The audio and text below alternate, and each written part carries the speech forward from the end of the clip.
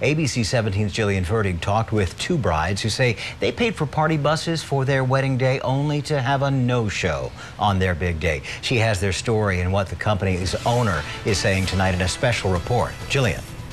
Well, Joey, I tried contacting Ben Bradley, the owner of the Columbia Party Bus, for 2 days, but my calls were never returned. I did check some court records and found there are a couple of lawsuits filed against him in a small claims court, so I tracked him down at his house to get some answers.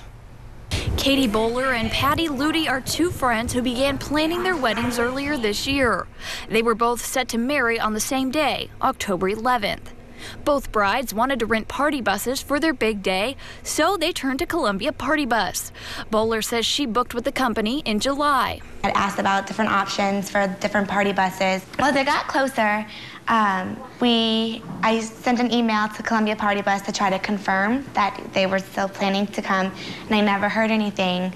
So I just kind of had an unsure feeling. I had no idea if he was going to come or not. When the big day arrived, Bowler said that unsure feeling became a reality. On the wedding day, he was supposed to be there at 2 o'clock. Never showed up. Bowler says she was heartbroken. I was very upset. You know, everyone had told me, you got to get a party bus. It's the best part about the wedding is having that moment with all of your wedding party, just you guys to yourself, to drive around and do your pictures.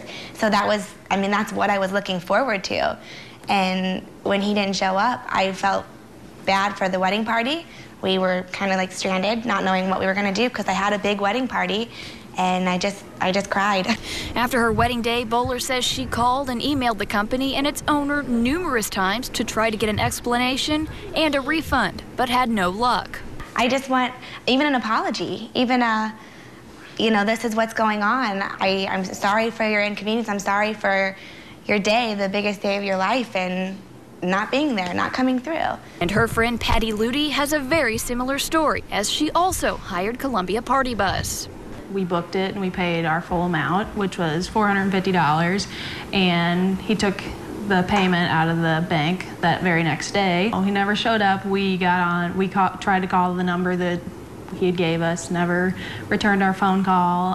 He kept saying that it wasn't available, the number didn't connect or something. Ludy says they had to make last-minute changes to get the wedding party where they needed to go. I tried contacting Ben Bradley myself over the course of 2 days to try to get some answers for the brides. Hello, you've reached Columbia Party Bus. But my calls were never returned. So I tracked down his address and paid him a visit. Hello. I'm looking for a Ben Bradley. Does he live here? Yeah. Hey, Ben Bradley. Hi, I'm with ABC 17. I had a couple questions for you. Concerning some people that say you owe them money. Bradley agreed to talk with me, but only at his attorney's office. So that's where we went. If we're going to talk about this on the news, we're going to lay out all the facts. We've been quiet. We've been doing what we're supposed to do. I asked him about Katie and Patty, and he tells me he has been in contact with both of them. We're taking care of these people. We're sending them certified funds. We're sending them cashier's checks. Or apologizing. I'm offering everything I can. But the two brides tell me they haven't heard from him and can't get a hold of him. I did some digging on Ben Bradley and found he is charged with 2 felonies, passing bad checks for amounts over $500.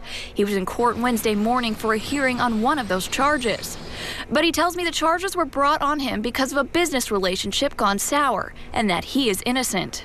We are the victim here.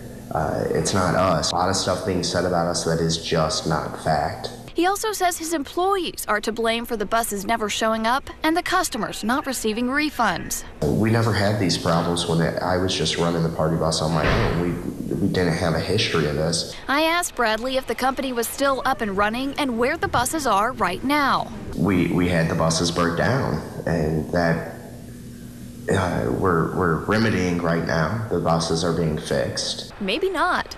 I found the buses on this tow lot. A source told me they were repossessed by the bank, but Bradley's lender will not confirm that. As far as those who are waiting on refunds, Bradley says they should get their money by this week. And if any of them didn't, you can bring them with you, and I'll have cash for them at that point. And I'd pay them live on the air. Well, you've heard him. We'll follow up with those customers and Bradley himself to see if they get their refunds. I also did check with the Attorney General's office. I'm told they haven't received any complaints in their office.